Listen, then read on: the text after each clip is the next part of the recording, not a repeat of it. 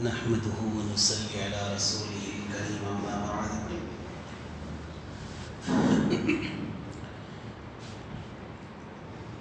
فأعوذ بالله من الشيطان الرجيم بسم الله الرحمن الرحيم الحمد لله رب العالمين الرحمن الرحيم مالك يوم الدين إياك نعبد وإياك نستعين اهدنا الصراط المستقيم صراط الذين أنعمت عليهم غير المغضوب عليهم ولا الضالين.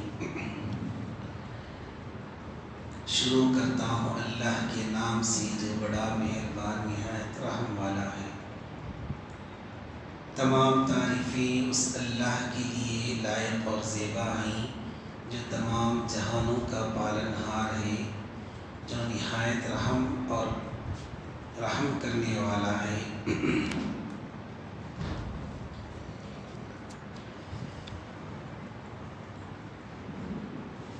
اللہ کا بڑا احسان ہے کہ اللہ تبارک و تعالیٰ نے اس کے اپنے گھر میں اس کے اپنے کلام کو سننے اور سمجھنے کا موقع عنایت فرمایا.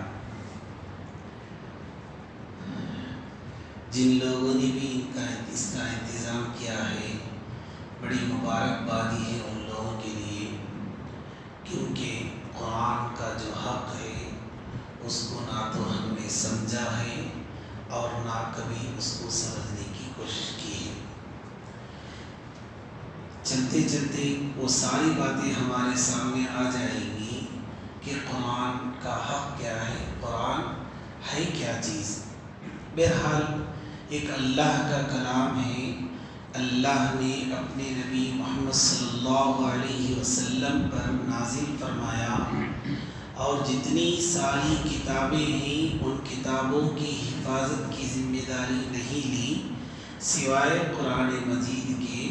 قرآن مجید کو اللہ تعالیٰ نے اس کی حفاظت کی ذمہ داری لی اور کہا اِنَّا نَحْنُ نَزَّلْنَا الذِّكْرَ وَإِنَّا لَهُ لَحَافِظُونَ. ہم نے ہی اس قرآن کو نازل کیا ہے اور ہم ہی اس کی حفاظت کرنے والے ہیں. بہرحال یہ قرآن مجید قیامت تک چلے گا، قیامت تک باقی رہے گا. کوئی اس کا ایک حرف تو کیا ایک زبر زیر میں بھی فرق نہیں کر سکتا، کسی کے بس کی بات نہیں ہے. جب سے قرآن نازل ہوا ہے اس وقت سے یہ کوشش جاری ہے کہ کسی بھی طریقے سے اللہ کے اس کلام کو بدلا دے. آج تک کسی نے ایسا کرنے پر قادر نہیں ہوا. بہرحال یوں سمجھیے کہ اللہ کا کلام کس لیے نازل ہوا. آج اس محفل میں تفسیر کی کیوں ضرورت ہے، تفسیر کے بغیر کیا کیا نقصانات ہو سکتا ہے، ہم اس کو سمجھنے کی کوشش کریں گے. اس کے بعد 2-3 ہفتے کے بعد واقعتاً قرآن کی تفسیر شروع ہو جائے گی. 2-3 ہفتہ تک قرآن کی تفسیر کی ضرورت کیا ہے اور قرآن آج تک کیسا ہم تک پہنچا، اور اس کے علاوہ قرآن کے فضائل، یہ 3 ہفتے ہماری باتیں چلیں گی. اب رہی بات قرآن کی تفسیر کی ضرورت کیا ہے، کیوں تفسیر کی ضرورت پڑ گئی. قرآن ہے کیا؟ قرآن اللہ کی طرف سے نازل کردہ ایک کتاب ہے، نبی صلی اللہ علیہ وسلم پر نازل ہوا. اب نبی صلی اللہ علیہ وسلم پر جو کتاب نازل ہوئی ہے، کیوں ایسے ہی لوگوں کو دے سکتا تھا اللہ تعالیٰ، ایسے ہی ایک 10-15 لوگوں کے دلوں میں القاء کر سکتا تھا، وہی نازل کر سکتا تھا. لیکن ایک ایسی ہستی کا انتخاب کیا گیا جس ہستی کا مقام اللہ تبارک و تعالیٰ کے بعد سب سے بڑا مقام ہے، اس ہستی کا انتخاب کیا گیا. ایسا کیوں ہوا، اس طریقے سے کیوں پیش آیا؟ ہم ذرا دوسرے آیتوں کی طرف چلیں گے تو ہمیں معلوم ہوتا ہے قرآن اللہ تبارک و تعالیٰ کا کلام ہے جس کے اندر جلالیت ہے، اللہ تبارک و تعالیٰ کی عظمت اور ہیبت. اس کا اپنا کلام ہر ایک پر نازل نہیں کر سکتی، ہر ایک اس قابل ہی نہیں ہو سکتا. اسی لیے دوسری جگہ اللہ تبارک و تعالیٰ فرماتے ہیں لو انزلنا هذا القرآن على جبل لرأيته خاشعا متصدعا من خشية الله.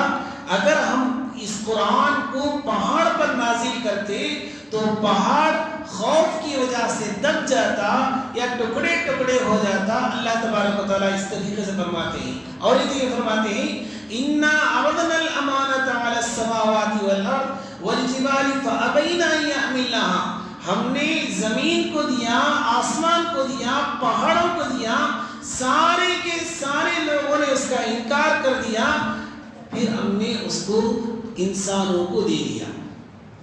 یہ تو ہوئی بات۔ اب اس سے معلوم ہوتا ہے پہاڑ جیسی مضبوط مخلوق، زمین جیسے سخت مخلوق اللہ کے کلام کو اٹھا نہیں سکتے، آسمان نہیں اٹھا سکتا، پھر انسان کیسے لے لیا؟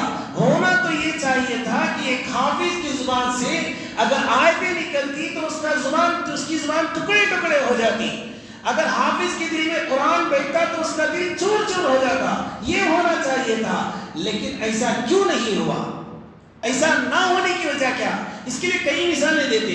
مثال کے طور پر ایک کرنٹ ہے، کرنٹ میں ہاتھ چھوتے ہی کیا ہوتا ہے؟ اس کے شاک مار کر اس نقصان پہنچتا ہے انسان کو، لیکن وہی کرنٹ اگر فریزر کے ذریعے سے اگر اندر جائے تو کرنٹ ٹھنڈا پن ہمیں پہنچاتا، حالانکہ اس کے اندر جلانے کی طاقت ہے، وہ کمپریسر بولتے ہیں نا اس کو، اس کے ذریعے سے جب وہ کرنٹ ہمیں پہنچتا ہے تو وہی کرنٹ اسی کے ذریعے سے پانی یا برف بن کر ہمیں کیا ہوتا ہے؟ ٹھنڈا محسوس کرتا ہے، ہر ایک اسے پسند کرتا ہے۔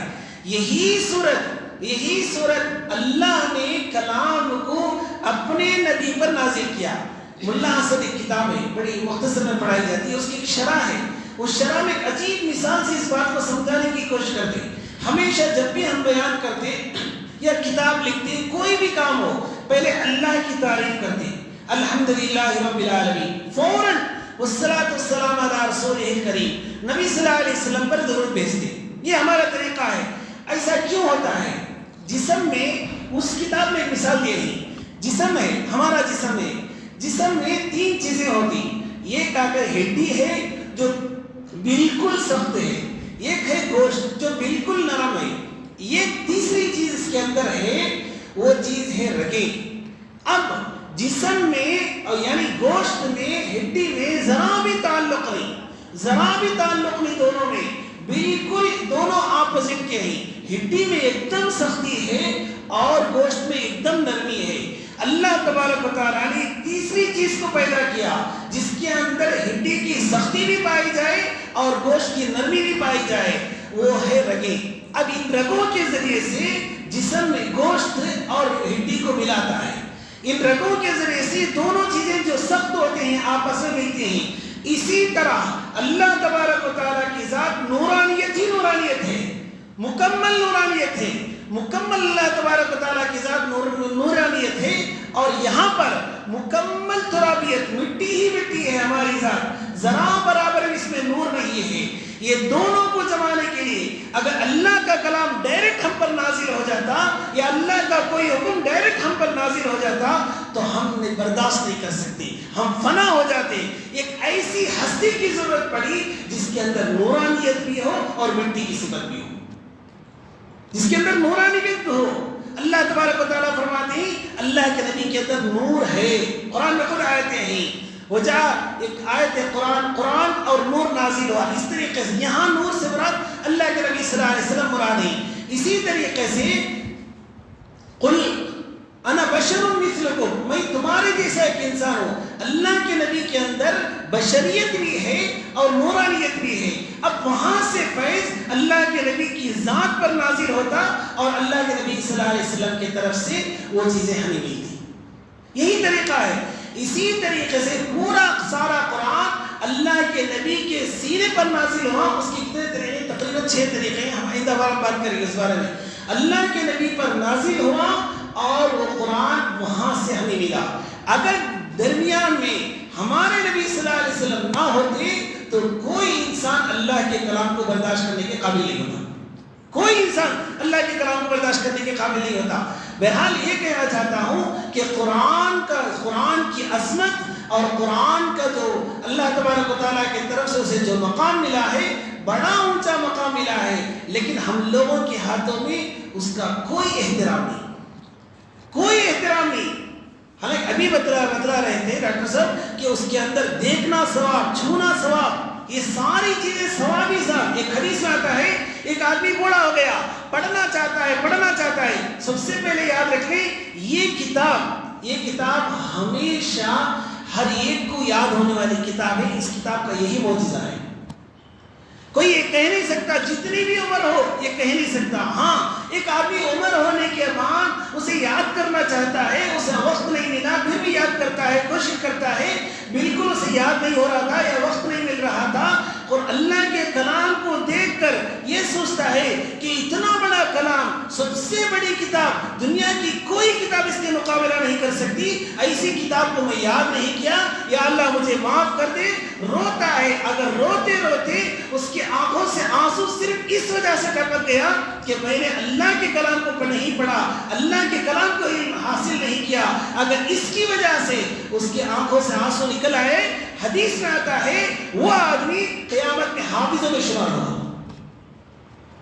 تو اس کا مطلب یہ نہیں کہ ہم قرآن کو نہ یاد کریں، ایسا نہیں ہے، مکمل طریقے سے کوشش کرتا رہا، اسے پڑھنے کی کوشش کرتا رہا، اس کے لیے وقت دیتا رہا، پھر بھی وہ یاد نہیں ہو پایا، یا عمر اتنی ہو گئی تھی اسے وقت نہیں مل سکا، زندگی نہیں مل سکی، اور روتا رہا آنکھوں سے روزانہ اللہ کے کلام کو ہاتھوں میں اٹھا کر، اسے چوم کر، آنکھوں سے لگا کر، آنکھوں سے آنسو ٹپکاتا رہا۔ حدیث میں شریف میں آتا ہے کہ وہ آدمی حفاظوں میں شمار کیا جائے گا قیامت کے میدان میں۔ تو بہرحال یہ اللہ کا کلام ہے، اس کو سننا اس کو پڑھنا اس کا حق ہے، اس کو سمجھنا اس کا حق ہے، اس کو کیا کرنا، اس پر عمل کرنا اس کا ایک حق ہے۔ اچھا، میں اصل بات یہ شروع کر رہا تھا کہ تفسیر کے بغیر آج کچھ نہیں ہو سکتا۔ تفسیر کے بغیر اگر کوئی آدمی قرآن کو سمجھنا چاہا، یہ محال ہے، یہ ممکن ہی نہیں ہے، کیونکہ ایسی چیزیں، ایسی آیتیں بتلاؤں گا جس کی تفسیر کے بغیر معنی سمجھ میں آ ہی نہیں سکے گا، معنی سمجھ ہی نہیں سکتے۔ اللہ کے نبی صلی اللہ علیہ وسلم نے مفسرین کرام کو تیار کیا۔ ایک آیت کا معنی بتلا دیتا ہوں، ربنا وبعث فیہم رسولا منہم یتلو علیہم آیاتہ، یتلو علیہم آیاتہ سے مراد قرآن کو سکھانا ہے۔ اس کے بعد وَيُعَلِّمُهُمَ الْكِتَابَ، اس سے مراد تفسیر کو سمجھانا ہے، وَالْحِکْمَةَ، اس سے مراد احادیث کو بیان کرنا ہے، وَيُزَكِّيهِمْ، اس سے مراد تقوی اور تصوف کی زندگی کو اپنانا ہے۔ اب چار باتیں ہو گئی۔ اللہ کے نبی دیکھو چاروں کے لیے کیسے صحابوں کو تیار کرتے، صحابیوں کو کیسے تیار کرتے۔ سب سے پہلی بات کیا، یتلو علیہم، قرآن سکھلانے کے لیے کئی صحابہ کو تیار کیے، اس میں سے اعلیٰ درجے پر ابی ابن کعب رضی اللہ تعالیٰ عنہ اور ابن مسعود رضی اللہ تعالیٰ عنہ۔ اللہ کے نبی صلی اللہ علیہ وسلم ان لوگوں کو بلا کر کہتے تھے کہ تم قرآن سناؤ، میں سننا چاہتا ہوں۔ حالانکہ وہ صحابی کہتے تھے کہ آپ پر قرآن نازل ہوا، پھر آپ ہمیں سنانے کے لیے کہتے ہو، تو اللہ کے نبی صلی اللہ علیہ وسلم فرماتے ہیں میں آپ کی زبان سے قرآن سننا چاہتا ہوں، آپ سناؤ۔ اس لیے پہلے لفظ کے لیے وہ یعلمہم الکتاب، یتلو علیہم کے لیے دو صحابی کو تیار کر دیے۔ ویسے تو ہزاروں صحابی آئیں، جن میں بڑا مقام ہے، اونچا مقام جن کو ملا وہ ابی ابن کعب رضی اللہ تعالیٰ عنہ اور ابن مسعود رضی اللہ تعالیٰ عنہ، قرہ قاری الامہ ہیں، اس امت کے قاری دونوں کے دونوں۔ اس کے بعد وَيُعَلِّمُهُمُ الْكِتَابَ، اب تفسیر کو سمجھانا ہے، ابن عباس رضی اللہ تعالیٰ عنہ کو تیار کیا، وہ رئیس المفسرین۔ کیوں یہ نام بولتا ہوں، یہ پر ہمیں یاد رکھنا چاہیے، سب سے پہلے تفسیر میں اللہ کے نبی کے بعد کسی کا مقام ہے وہ حضرت ابن عباس رضی اللہ تعالیٰ عنہ کا مقام۔ کیسے تفسیر کیے، ان کی عمر ہی 7-8 برس کی تھی، اپنے خالہ میمونہ رضی اللہ تعالیٰ عنہ جو اللہ کے نبی صلی اللہ علیہ وسلم کی بیوی بنی تھی، جہاں جا کر پوچھتے تھے بتاؤ نبی صلی اللہ علیہ وسلم تمہارے پاس کب آئیں گے، کب نبی صلی اللہ علیہ وسلم تمہارے پاس کب آئیں گے، پوچھتے جس دن آنا رہتا نبی صلی اللہ علیہ وسلم یہ بھی اپنے خالہ کے جگہ یہاں پہنچ جاتے، اللہ کے نبی صلی اللہ علیہ وسلم کے پاس وہیں ٹہلتے، وہیں سوتے، اور صبح کو تہجد اللہ کے نبی صلی اللہ علیہ وسلم کے ساتھ پڑھنے کے لیے اس سے پہلے اٹھ کر نبی صلی اللہ علیہ وسلم کے لیے پانی کا انتظام کر دیا۔ نبی صلی اللہ علیہ وسلم پوچھا کس نے پانی کا انتظام کیا، اس وقت میں حضرت میمونہ رضی اللہ تعالیٰ عنہ نے کہا تمہارے بھائی کے تمہارے چچا کے بیٹے ابن عباس رضی اللہ عنہ کے بیٹے تھے، تمہارے چچا کے بیٹے ابن عباس رضی اللہ تعالیٰ عنہ نے کیا کیا ہے؟ پانی کا انتظام کیا۔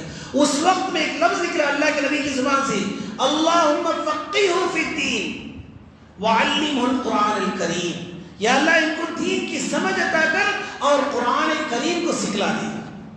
یہ لفظ کہنا تھا، اللہ تبارک و تعالیٰ نے قبول کیا۔ اللہ کے نبی صلی اللہ علیہ وسلم دنیا سے پردہ ہونے کے وقت میں 16 سال کی عمر تھی، ابو بکر رضی اللہ تعالیٰ عنہ کی عمر 60 برس کی تھی۔ ابو بکر رضی اللہ تعالیٰ عنہ قرآن کی تفسیر ابن عباس رضی اللہ تعالیٰ عنہ سے پوچھتے تھے۔ عمر رضی اللہ تعالیٰ عنہ کے زمانے میں عمر رضی اللہ قرآن کا جو بھی مسئلہ تھا، جو بھی جس آیت کی بھی تفسیر معلوم کرنی ہوتی، حضرت عمر رضی اللہ تعالیٰ عنہ ابن عباس رضی اللہ تعالیٰ عنہ کے پاس بھیجتے۔ حالانکہ 16-17 سال کی عمر، عمر رضی اللہ تعالیٰ عنہ کی خلافت میں 19 سال کی عمر تھی، اس عمر میں بھی عمر رضی اللہ تعالیٰ عنہ ابن عباس رضی اللہ تعالیٰ عنہ کے پاس بھیجتے کہ اس آیت کا معنی پوچھ کراؤ۔ اتنے بڑے رئیس المفسرین اللہ تبارک و تعالیٰ نے ان کو دیا۔ اب تیسرا جملہ، وَيُعَلِّمُهُ الْكِتَابَ وَالْحِكْمَةَ، احادیث کا معاملہ اب اللہ کے نبی تیار کرتے ہیں۔ حضرت ابو ہریرہ رضی اللہ تعالیٰ عنہ کی بات ہم سنے رہیں گے۔ ابو ہریرہ رضی اللہ تعالیٰ عنہ کو سارے صحابی سے زیادہ حدیثیں ابو ہریرہ رضی اللہ تعالیٰ عنہ کی طرف سے روایت کی گئی۔ صرف 4 برس اللہ کے نبی کے ساتھ تھے، یعنی 7 ہجری کو مسلمان ہو گئے، 11 ہجری میں اللہ کے نبی صلی اللہ علیہ وسلم وفات پا گئے۔ سارے صحابہ میں سب سے زیادہ حدیث کو نقل کرنے والے حضرت ابو ہریرہ رضی اللہ تعالیٰ عنہ۔ کیسے ہوا؟ ایک مرتبہ اللہ کے نبی صلی اللہ علیہ وسلم بیٹھے ہوئے تھے، نبی صلی اللہ علیہ وسلم ایسا اٹھاتے ہیں، ایسا اٹھا حضرت ابو ہریرہ رضی اللہ عنہ فرماتے تمہارا جو کپڑا ہے وہ بچھاؤ۔ انہوں نے بچھا دیا، بچھاتے ہی ایسے ہی خالی ہاتھ ایسا اٹھا کر ایسا ڈال دے۔ 3 مرتبہ اللہ کے نبی صلی اللہ علیہ وسلم نے ایسا اٹھا کر ڈالا۔ ابو ہریرہ حالانکہ دوسروں کو معلوم تھا کچھ نہیں ہے، لیکن ابو ہریرہ رضی اللہ تعالیٰ عنہ جانتے تھے کہ اللہ کے نبی صلی اللہ علیہ وسلم کوئی چیز اٹھا کر ڈال رہے ہیں اور میں اس کو بھر رہا ہوں۔ اور انہوں نے جب اٹھایا کپڑا فوراً ایسے ہی نہیں سمٹا، بلکہ ایسے سمٹا کہ اس ایک کونے کی طرف پکڑا، پھر اس کونے کی طرف پکڑا، پھر ان دونوں کونوں کی طرف پکڑ کر جیسے وزندار چیز کو اٹھاتے ہیں، حالانکہ کچھ بھی نہیں ہے اس میں، وزندار چیز کو اٹھاتے ہیں، اس طریقے سے بہت تکلیف سے اٹھا کر اپنے سینے سے لگا لیا۔ اس کے بعد ابو رضی اللہ عنہ فرماتے ہیں ما نسیت بعدہ شیئا، اس کے بعد کوئی چیز میں نے نہیں بھولی، کوئی چیز نہیں بھولی۔ ایسا صحابہ کرام کو حدیث کے بارے میں ان کو تیار کیا۔ پھر آخر جملہ وَيُزَكِّيهِمْ، یعنی تصوف کا معاملہ، یہ تو پیری مریدی کا معاملہ ہے، اس کی طرف بھی اس میں اشارہ ہے، یعنی دلوں کو پاک کرنا، تقویٰ والا بنانا۔ اب اس کے لیے کس کو تیار کیا؟ حضرت علی رضی اللہ تعالیٰ عنہ کو تیار کیا۔ حضرت علی رضی اللہ تعالیٰ عنہ کو تیار کیا۔ حضرت علی فرماتے ہیں ایک واقعہ ہمیں سنتے، عالم ارواح میں کیا ہوا؟ سارے لوگوں کو پوچھا گیا الست بربکم، کیا میں تمہارا خدا نہیں ہوں؟ سارے لوگوں نے کہا ہاں آپ ہی ہمارے خدا ہیں۔ حضرت علی رضی اللہ عنہ فرماتے ہیں سب لوگ اسے بھول گئے، ہمیں یاد ہے کیا؟ یاد نہیں۔ حضرت علی فرماتے ہیں وہ چیز مجھے یاد ہے، عالم ارواح میں جو بات ہوئی تھی، جو سوال جواب ہوا تھا، وہ چیز مجھے یاد ہے۔ حضرت علی رضی اللہ عنہ فرماتے ہیں، اور ایک بات فرماتے ہیں حضرت علی رضی اللہ عنہ، ساری چیزیں، جنت کی ساری چیزیں، آخرت کی ساری چیزیں میرے سامنے آ جائیں، مجھے اس کی کچھ بھی پرواہ نہیں ہے، اس لیے کہ وہ ساری چیزیں میں پہلے ہی دیکھ چکا ہوں۔ تو ایسے اب اس چوتھے حصے کو اللہ کے نبی صلی اللہ علیہ وسلم نے حضرت علی رضی اللہ تعالیٰ عنہ کو تیار کیا۔ بتانا یہ مقصود ہے کہ اس میں سے جو دوسری چیز ہے، تفسیر قرآن کے لیے ابن عباس رضی اللہ تعالیٰ عنہ کو اللہ کے نبی صلی اللہ علیہ وسلم تیار کیا۔ اس وقت سے جو بھی صحابہ کرام کے مسائل آتے، تفسیری چیزوں میں باتیں آتی، اللہ کے نبی صحابہ کرام رضوان اللہ تعالیٰ عنہ ابن عباس رضی اللہ تعالیٰ عنہ سے رجوع کرتی۔ ان کے ایک شاگرد تھے اکرمہ رضی اللہ تعالیٰ عنہ، اکرمہ رضی اللہ تعالیٰ عنہ کے بارے میں آتا ہے ان کو پیروں میں بیڑی ڈال کر ابن عباس رضی اللہ تعالیٰ عنہ اپنے گھر میں رکھے ہوئے تھے، جب تک ان کو پوری تفسیر نہیں سکھائے اس وقت ان کو نہیں چھوڑے۔ کھانے کے وقت میں، نمازوں کے وقت میں ان کو ذرا چھوڑ دیا جاتا، اس کے علاوہ ان کو حکم یہی دیا گیا تھا کہ پوری تفسیر مجھ سے لے کر چلو، اب وہاں سے سلسلہ چلا، اس کے بعد تابعین نے، تبع تابعین نے، سلف صالحین نے، سارے لوگوں نے کیا کیا؟ تفسیر کیا۔ آج جو تفسیر ہوتی ہے انہی تفسیر کو نقل کرتے ہیں بس۔ اب اپنے طرف سے قرآن کے سلسلے میں معرفت قرآن میں ایک حدیث ہے کہ من فسر بالقرآن برائیہ فقد اصاب و اصاب فقد اخطا، یعنی جس نے تفسیر میں اپنی رائے کے وجہ سے کوئی بات کہہ دی اور وہ سچ بھی ہو پھر بھی اس نے غلطی کی۔ بالکل اپنی رائے کو اس میں دخل دینا ہی نہیں ہے، جو چاہے ترجمہ پڑھ لے، ترجمہ پڑھ کے جو چاہے زبان پہ آیا بول دیے۔ کتنی آیتیں قرآن مجید میں ہیں بغیر تفسیر کے قرآن کو سمجھ ہی نہیں سکتے، ہرگز سمجھ نہیں سکتے۔ کتنی آیتیں قرآن میں وَلَا تَقْرَبَا هَٰذِهِ الشَّجَرَةَ فَتَكُونَا مِنَ الظَّالِمِينَ، حکم وہاں آدم علیہ السلام کو، حوا علیہ السلام کو اس درخت کے قریب مت جاؤ۔ کون سا درخت ہے؟ پورے قرآن میں ذکر نہیں۔ اب اس کی تفسیر میں جانا پڑے گا، اور وہ تفسیر حدیث کے ذریعے سے ہوگی، کہیں بھی نہیں ہے ان تتوبا الی اللہ فقد سقط قلوبکما۔ وہ دو عورتیں اگر توبہ کر دیں، قرآن میں آتا ہے۔ اب وہ کون سی دو عورتیں؟ پورے قرآن مجید میں کہیں بھی ذکر نہیں ہے۔ اب اس کو سمجھنے کے لیے مفسرین کرام کے پاس جانا پڑے گا۔ پورے قرآن مجید میں ایک عورت تھی، قد سمع اللہ بڑو میں سوائے تھا، ہاں قول التي تجادلك في زوجها۔ اب یہ آیت میں ایک عورت آ کر جھگڑ رہی ہے اللہ کے نبی سے، میرے شوہر کے ساتھ ہی میں زندگی گزاروں گی، شوہر کے بغیر اسی کے ساتھ میں زندگی گزاروں گی۔ حالانکہ اس زمانے میں زہار کا جو مسئلہ ہے، زہار کا ایک بہت بڑا مسئلہ ہے۔ کسی عورت اپنی بیوی کو دیکھ کر تیرا جسم کا کوئی حصہ میری ماں کی طرح ہے اگر کہہ دیا تو عورت کیا ہو جائے گی؟ حرام ہو جائے گی۔ اب اس زمانے میں ہمیشہ کے لیے حرام ہو جاتی، ایسا اس کے شوہر نے کہہ دیا، اور وہ عورت اللہ کے نبی کے اس پاس آ کر جھگڑ رہی ہے۔ اللہ کے نبی صلی اللہ علیہ وسلم خاموش بیٹھے ہوئے، اللہ کی طرف سے آیت نازل ہو گئی کہ فلاں عورت تم سے جھگڑ رہی ہے، آج سے یہ زہار کا مسئلہ ایسا ہے۔ ایک عورت کے جھگڑنے پر آیت نازل ہو گئی، یہ تو ٹھیک ہے، اور صرف عورت کہاں ہے؟ وہ کون سی عورت ہے؟ ابن عباس رضی اللہ تعالیٰ عنہ کے پاس جانا پڑے گا۔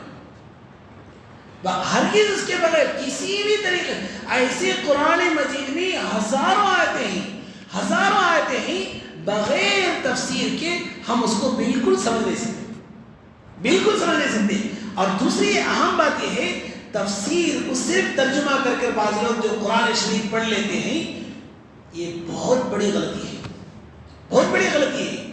چند سورت پڑھ لیے، دیکھ لیے ترجمہ، بس اس کے ذریعے سے ہم قرآن مجید سمجھ گئے، یہ دعویٰ کرنا یہ ہو ہی نہیں سکتا۔ چھوڑیے ایک صحابی عدی بن حاتم، بہت بڑے صحابی، ایک آیت نازل ہوئی، اللہ کے نبی صلی اللہ علیہ وسلم آ کر پوچھتے، روزہ کا مسئلہ پوچھتے، کب تک سحری کرنا؟ اللہ کے نبی صلی اللہ علیہ وسلم فرماتے حتی یتبین لکم الخیط الابیض من الخیط الاسود، یہ آیت بتلا دے یہاں تک کہ کالا دھاگا سفید دھاگا ہو جائے۔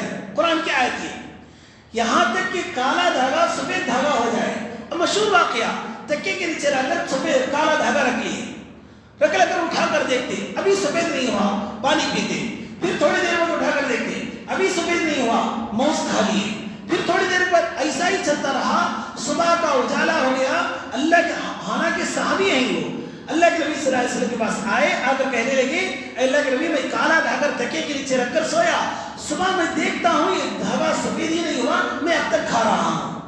اللہ کے نبی صلی اللہ علیہ وسلم مسکرا دیے، حالانکہ اس سے سمجھانے لگے کہ اصل میں وہ کالا دھاگا سفید ہونا نہیں ہے، بلکہ سحری کے وقت میں جو سفیدی آتی ہے، پہلے کالا پن آتا ہے، پھر وہ سفیدی آتی ہے آسمانوں میں، وہ مراد ہے۔ یہ تو ہو گیا، لیکن تفسیر میں آتا ہے اس وقت میں ایک سب سے چھوٹا جملہ من الفجر، یہ لے کر ادھر کے جملے سے صرف من الفجر اس آیت کے اس ٹکڑے کو لے کر اتر دیے۔ اب پڑھیے حتی یتبین لکم الخیط الابیض من الخیط الاسود من الفجر۔ اب فجر کو سمجھا، ایک صحابی کے ذرا ایسے ویسے ہونے کی وجہ سے، ذرا سمجھنے میں کمی کی وجہ سے ایک آیت کا حصہ ہی نازل ہو گیا۔ صحابی کے بارے میں یہ حالت ہے، اگر ہمارے ہاتھوں میں قرآن دے کر ترجمہ کرنے کے لیے کہہ دیا جائے تو کیا ہوگا؟ اس لیے تفسیر کے قرآن آج کی ایک اہم ضرورت ہے، آج کی ایک اہم ضرورت۔ اس کے علاوہ بہت سارے آیتیں ہیں، اس کے علاوہ بہت سارے آیتیں ہیں جس میں قرآن کو ہم سمجھ ہی نہیں سکتے، بغیر تفسیر کے، بغیر ہم مفسرین کرام کے اقوال کے بالکل سمجھ ہی نہیں سکتے۔ اس لیے میرا کہنا یہ ہے، یہ جو اقدام ہے، یہ جو شروع کیا گیا ہے تفسیر، چاہے کسی بھی رکھ کر شروع کیا جائے، یہ اہم زندگی کے اہم چیزیں ہیں، تاکہ قرآن ہم پڑھتے ہی سنتے ہی نہ اس کا معنی معلوم، نہ اس کے بارے میں کوئی چیز معلوم، صرف سنتے رہے، اس کے بعد ایسے نمازیں ختم ہو گئی، زندگیاں ختم ہو گئی، میرا خدا مجھ سے کیا کہتا ہے ہمیں پتہ نہیں، میرا خدا مجھ سے کیا کہتا ہے پتہ نہیں۔ ایک عجیب مثال دی، شاید ایاز ایسے نام ہے ان کا، ایک عجیب مثال دی، قرآن کی تفسیر کو نہ سننے والا، نہ جاننے والا، اس کی مثال دے رہے ہیں۔ یہ ایسا ہے جیسا کہ بادشاہ کے طرف سے خط آیا، رات کے حصے میں آیا اور اس کے پاس چراغ بھی نہ ہو۔ رات کے حصے میں خط آتا ہے اور اس کے بعد چراغ بھی نہ ہو، اب وہ خط سے اسے کیا فائدہ ہوتا؟ بالکل فائدہ نہیں ہوگا۔ اسی طرح ہے، ایک آدمی قرآن کو پڑھے اور اس کی تفسیر نہ سمجھے۔ تو اس لیے ایک اچھے اقدامات ہیں، سب کے لیے مبارکبادی ہو، اللہ تعالیٰ اس کو قبول کرے۔ جن لوگوں نے اس میں حصہ لیا ہے، جنہوں نے کوشش کی ہے، اللہ تبارک و تعالیٰ ان کو بھی قبول کرے، کہنے والے کو اور سننے والے کو اللہ تبارک و تعالیٰ قبول کرے۔ بس اللہ سے دعا کیجیے کہ اللہ تبارک و تعالیٰ ہمیں صحیح معنی میں سمجھنے کی توفیق عطا فرمائے۔ وآخر دعوانا الحمدللہ رب العالمین۔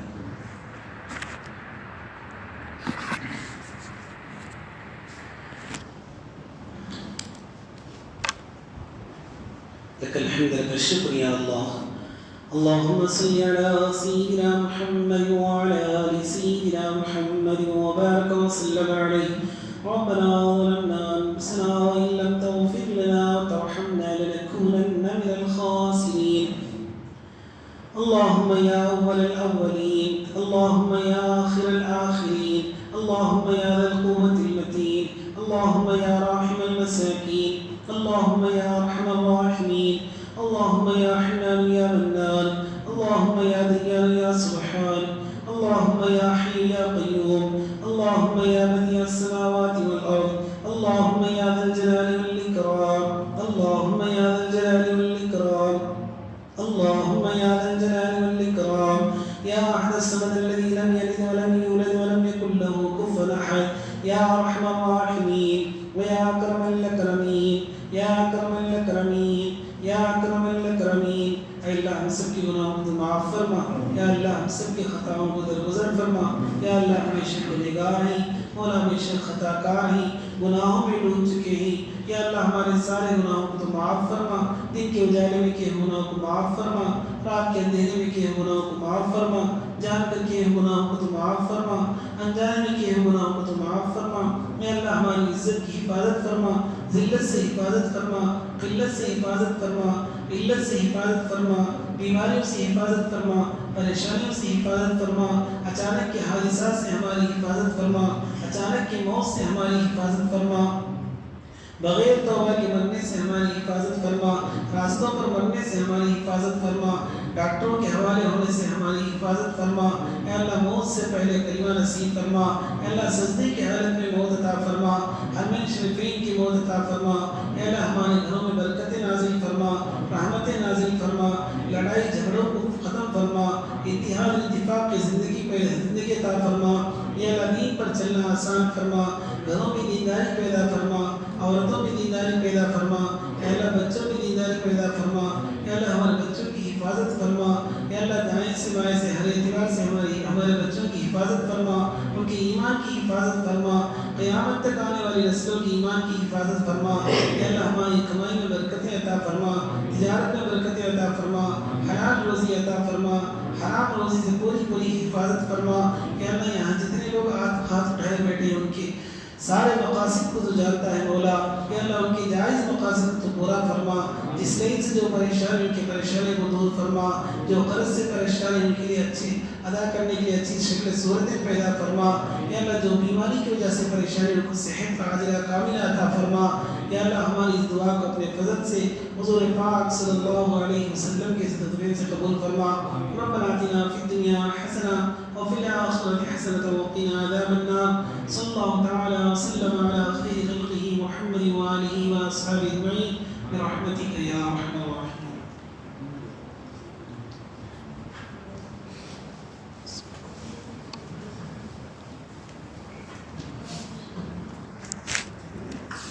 یا اللہ